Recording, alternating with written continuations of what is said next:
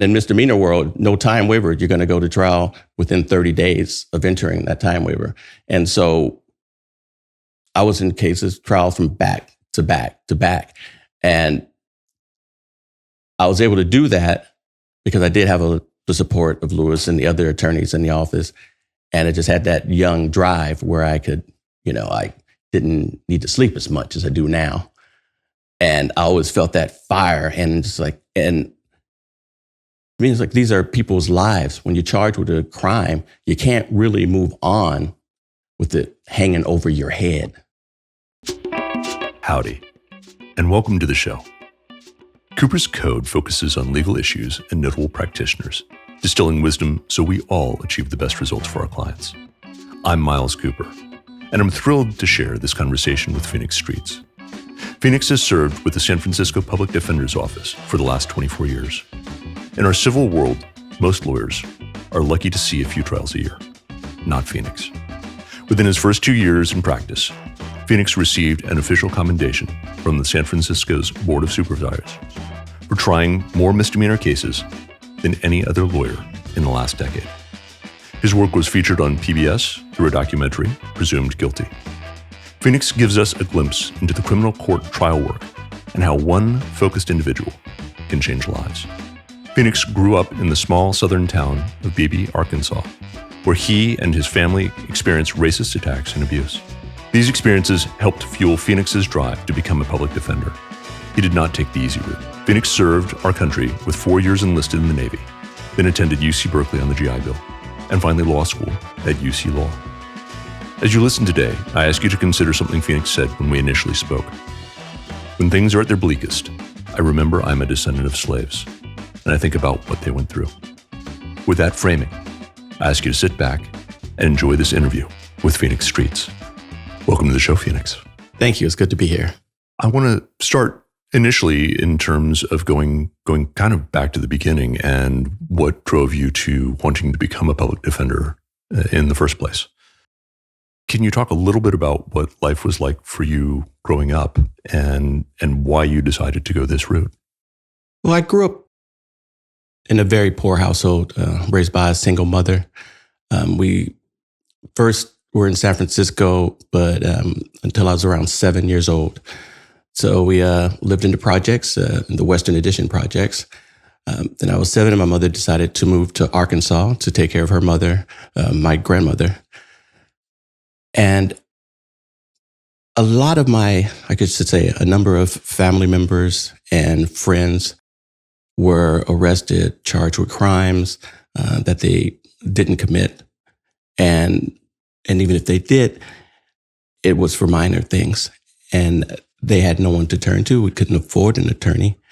And in Arkansas, the public defender's office there is completely overwhelmed. And that, along with, I grew up watching and reading a lot about the civil rights movement and seeing the role that attorneys played in the civil rights movement. And those things inspired me to become or want to become a public defender so that I could help individuals, help people one at a time. It's good to do policy work, but I work better and thrive in one-on-one advocacy and in speaking with people. And so that's what drove me to become a public defender, is to fight for the rights of individuals who are poor and need help, and they have nowhere else to turn. Was that something that you knew from a young age? At what point did it shift into knowing lawyer? That's the route. It shifted when I was in the 8th grade. We had careers class, and thinking about all the things that I had the opportunity to try things. Especially, my brother is a carpenter. He works in construction, and so he would take me to work with him. One summer, I worked with him. We lived in Beebe, but we were working in Little Rock, and so we'd get up at 5 o'clock in the morning and drive to Little Rock. Actually, we'd get up at 4 o'clock, We're supposed to be there at 6, but we'd get there at 5. And while working, I was the young kid. And so they had me lifting heavy jackhammers that I could barely carry and wearing goggles that weren't the correct size. And at one point I got a splinter in my eye. Wow. And almost went blind. And so I decided that wasn't for me. And then another time, my brother had me working with him on the roof of my grandmother's house. It was 104 degrees. I decided that wasn't for me. And farming definitely wasn't for me. But I thinking about the injustice of what happens to people in the world who are poor, underprivileged. And in this class, a lot of things just coalesce for me. The racism that I experienced on a daily basis as a child in Arkansas. So there's people one night, these guys in the truck driving down our street, yelling nigger and all this stuff. And of course, with guns, the sort of fear and anger that made me feel, which of course was wrapped up in a sense of desperation and almost a sense of hopelessness, but only a little bit of hopelessness because I had a mother who empowered us and said that you can do whatever you want. And then it all came together with the civil rights and the attorneys and their roles. And I saw how attorneys could save somebody's life. You're charged with a crime that you didn't commit. If you are convicted or you plead guilty, regardless of whether you did it or not, that is going to change your life. And a lot of times, most of the time, is for the negative, and people don't recover from that. And so that is when I decided and why I decided to become a public defender. Going back to the event that you described in terms of people driving down the street, yelling with guns, can you give us just to help take us there in terms of the time frame? Is this late 70s, early 80s? This would be around 75, 76. Okay. It was when Roots came out. Okay. Because Roots was playing, and it was seemingly that they were out there in their response to Roots. I understand that your mom taught you that you could do anything that you wanted to do.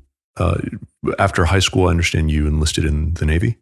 Yes. In fact, I enlisted while I was in high school. It was the early entry program, or delayed entry program. That is, so you sign up when you're in high school, but you don't leave until you turn 18 and graduate. Okay. And so I actually signed up when I was a junior.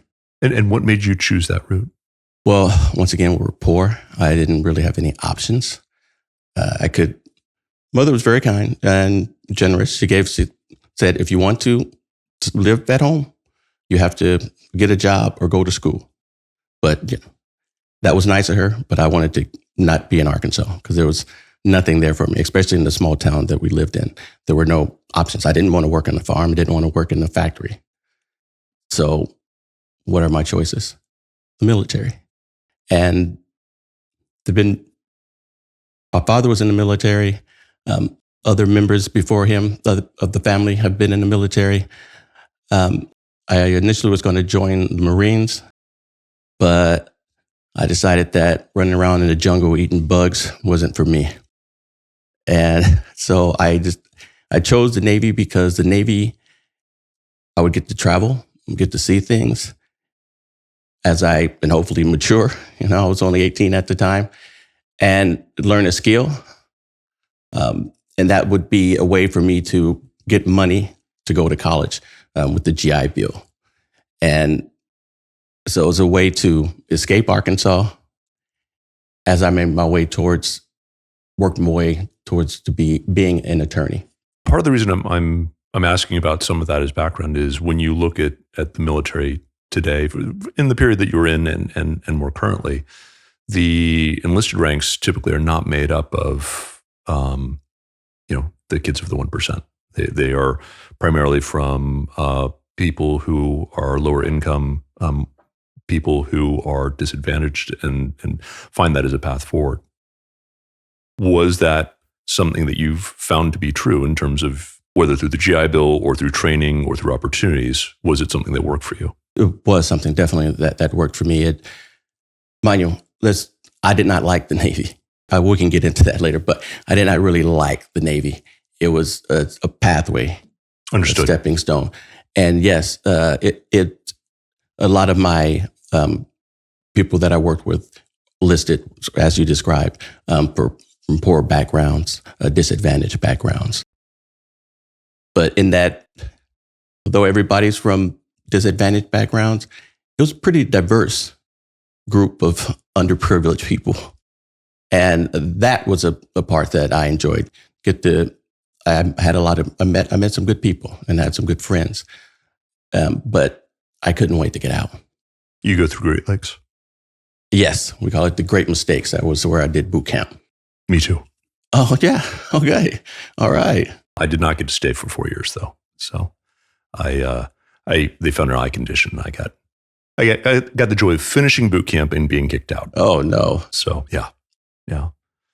So you went on to be a communications? That's what you did? Yes, I was a radio man, is what the rate is. And so, yes, a lot of computers, so air to air, sea to sea to land communications. I worked with cryptography, and so worked with a lot of top secret materials. We'd go in the back and we'd change the material. Some was a few times a day. Some was just a couple of times a day. And it was reaction. And that was right after, I don't remember who the man's name was, but he had committed treason and sold a lot of the secrets to Russia. Okay. And so they had to change the way that they dealt with top secret security. Were you shipboard most of the time? Yes, I was on the aircraft carrier, the USS Carl Vinson. As you mentioned, in terms of seeing the world, did you get an opportunity to see the world, or did you just see the Carl Vinson? I got to see the world. I got to see some really great places: Thailand, Australia, Hong Kong, Japan, Mombasa, Kenya. Spent a lot of time in the Philippines. That part, I really loved being able to see places that I would never have been able to see before that, without the military. The next step was the College of Alameda. And I wanted to move through as quickly as possible. I didn't want to stretch it out. I think I felt that I was already behind. I mean, whether it was true or not, but I felt that I was 4 years behind the other folks in college. And so I decided to go to the College of Alameda. They're on the quarter system, so I could take a lot of units within a year. And I went there for a year and a quarter and then transferred over as a sophomore, which was great. And I decided to go to Berkeley because when I was in the Navy, I'd go over to Berkeley and walk around, and just something about the place. It just felt like home, the diversity, the mix of people, and of course, a lot of the young folks. And then a lot of the freaky deakiness. The people seem a little bit strange, and I'm like, I can blend in here. Nobody will notice me. And of course, I had heard about I knew about the academics of it and the civil rights movement that was powerful there in the 60s. And so that's what drove me to go to Berkeley. Did you go straight from there into UC, what is now UC Law, UC Hastings back then? Yes. I hadn't heard of UC. I just, they sent me a couple of brochures and, suggested, asked me to apply. And I was like, nah, I have no interest. I don't know this place. And then they sent me another one. I'm like, well, they must really want me. So I filled it out and I read a little bit about it. They had it's called the LEOP program, Legal Educational Opportunity Program there, which is for people from disadvantaged backgrounds. And so reading about it and And talking to people who are part of LEOP convinced me that that would be a good place for me to go. And they were right. Did you enjoy the school? I did enjoy it as much as one can enjoy law school.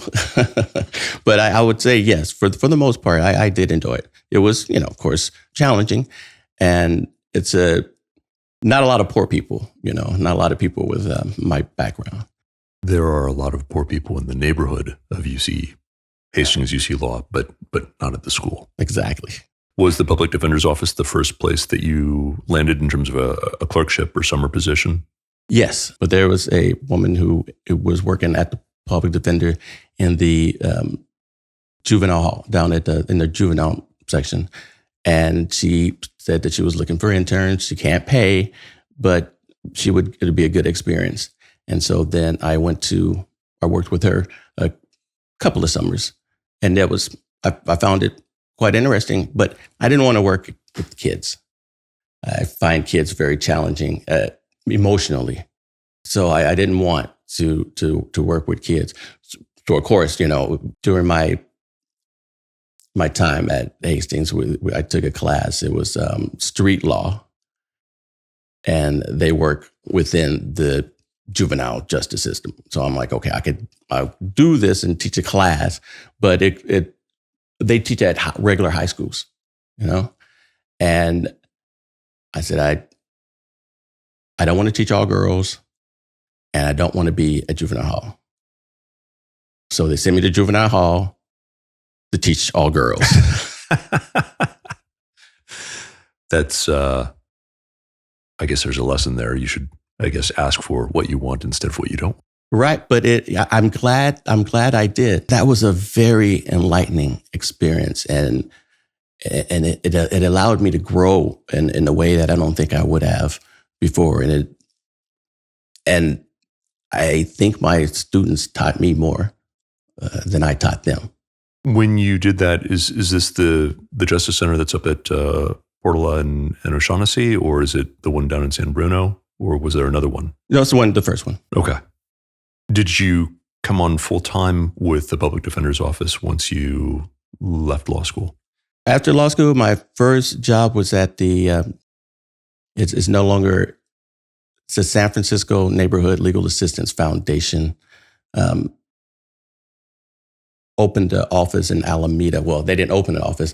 The Alameda County Legal Services was defunded. Okay.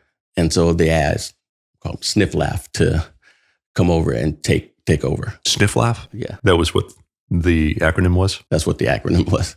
And so they were taking over. A friend of mine had a friend who was working there and recommended me to a friend who was working there. And he gave me a call, and that's how I started working over there. It's my first job, legal aid. I was working in housing. So I represented mostly single women with children, either mothers with kids or grandmothers with kids or guardians, with their nieces and nephews or whatever that they were raising, who were facing eviction. And most of the time, there were unlawful evictions. And so I did that for a year and a half. That was a job that I never thought of doing when I was in law school. It never crossed my mind that I would go into housing law and do unlawful detainers. It just never crossed my mind. It just happened. And what another great experience that it was. It was a small office. I'm sure I had a lot of responsibilities that someone fresh out of law school would not have, and the authority I'd get a case. We'd sit around a table and we decide which cases we're going to take. It's a small office, and so the thing where you couldn't take all the cases, but I pretty much did. Okay. It's hard to say no. But to have that sort of say so, I could pick a case and then I have it from the very beginning to the end. And I decide what happens with the case, the motions, the arguments, the trials. And I don't think, in fact, even now, I don't think that's the sort of thing that most people straight out of law school has the opportunity to do. And so I really learned a lot about the workings of unlawful detainers. And during that time, I was told that there was an opening in the public defender's office, which my dream job, it was a job that I wanted. I went to law school with the intention of becoming a public defender. And so when the opportunity presented itself, I was right there. Did the interview and got the job. The housing work, was that all on the Alameda County side? Yes, it's all Alameda County. And it was great because we did all of Alameda County. So it was, got to think like back in the olden days, we used to ride the circuit. I was in Berkeley, Oakland, Pleasanton, Hayward, Fremont. It was crazy. And part of the reason I'm asking that piece is I don't know what it was like then versus now. San Francisco seems to be a little bit more tenant friendly than anywhere else. And I imagine it may have been more challenging being on the side of the tenant in Alameda County. Oh, absolutely. Absolutely. The laws there were very, very pro landlord. But even with the laws being so very pro landlord, a lot of these landlords, the ones that I had to deal with, just couldn't follow the rules. And a lot of it was really sad because most of the time, these women were keeping the place clean. They would paint the place, do the yard work. They would, in fact, increase the property value. And then the landlord would turn around and try to kick them out for no reason other than to make more money and do so illegally. I mean, really, all the landlord had to do was give a 30-day notice. It was that simple. The job with public defender's office, I know that there are lots more people who want to be defenders typically than there are jobs for. For those who are hearing this and know that, yes, this is what I want to do in my life. Do you have any recommendations on what the best path forward is for someone who wants to become a public defender? The best path is you got to intern. You got to come to the office and intern. Well, that's the best way to show that you're really interested in the job, is to come and intern. And in a way, when you're interning, that is you, and you are applying for the job right there. You are auditioning in a way. Understood. You're auditioning, and you get to see firsthand what it's really like to be in the trenches and working with public defenders doing the actual work rather than just thinking about what it's like. You actually get to feel it, and you get to get the experience of doing that. And the people in the office get to know you. And it's going to be regardless of which office you work in. So you work in the San Francisco office, that will take you to whatever other office you want to work, because you have that experience of being there, and the dynamics of being in the public defender's office. Approximately what year was it when you first started as a defender? 2000. What did you start doing when you joined the office? When I joined the office, straight into misdemeanors. And so back then, cases were mostly DUIs. There was prostitutions. Don't hear much about prostitutions anymore. They finally stopped prosecuting them, to my understanding, for the most part. They seem to still be very interested in putting a lot of police resources towards that down on Shotwell. I've been reading about that. Yeah, I saw that. Seemed to be just within the last year or so, I think. Yeah. But that was a big one. We're always getting prostitution cases, both the Johns and the women. And so and drugs was another big one. And so did those. And of course, so those are the big ones. And we get the assaults as well. As I was doing my research, I came across a Board of Supervisors commendation for you for trying more misdemeanor cases in the first few years of your practice with the Public Defender's Office than anyone else in I believe, over a decade. That's a springboard for a question, which is, do you attribute that to anything in particular? Say your housing eviction defense background where you had the opportunity to run cases on your own, your drive, your caseload, anything? Yes. When I first started, I had Luis Romero was somebody who was another misdemeanor attorney. He'd been there for a while, maybe a year longer than me, but he'd also come from another county where he had experience. And so he kind of took me under his wing. And so he took me around. I didn't know that he was going to do this, because I wouldn't have walked around with him had I known. But he took me we went from office to office, the misdemeanors attorneys, and he'd say, if there's a case that you have that's ready for trial that you don't want to try, give it to Phoenix. And so I got a lot of cases that way. And in misdemeanor world, no time waiver, you're going to go to trial within 30 days of entering that time waiver. And so I was in trials from back to back to back. And I was able to do that because I did have the support of Lewis and the other attorneys in the office. And I just had that young drive where I could, I didn't need to sleep as much as I do now.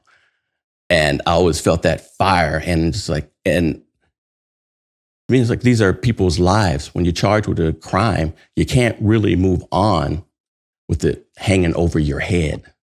Now, I'm guessing if you're being volunteered to try cases for other people, hey, give Phoenix your cases if they're ready for trial, that you're not necessarily getting the easiest prime cases, at least if it's the same in the defender's office as in other law firms. When people are handing you their stuff, they're not giving you the things that they want to keep themselves. That is correct. They were very challenging cases. But I was always taught, even as a young kid, that if you do things that are challenging, it makes you better. And that's what I still believe that. And so I took on the challenging cases, and I enjoyed doing that. An advantage to getting the cases from the other attorneys were that they were pretty much already worked up and prepared to go. The investigation had been done, the legal theories had been teased out. There was more work to do, but for the most part, the bulk of the work was done. Tune in next week for part 2 with Phoenix Streets. Please email us at podcast@coopers.law with questions, comments, feedback, and suggestions for who we should have on the show. Like what you heard? Share us with a colleague and leave us a 5-star review on your podcast platform of choice. To all of you doing justice out there, happy hunting.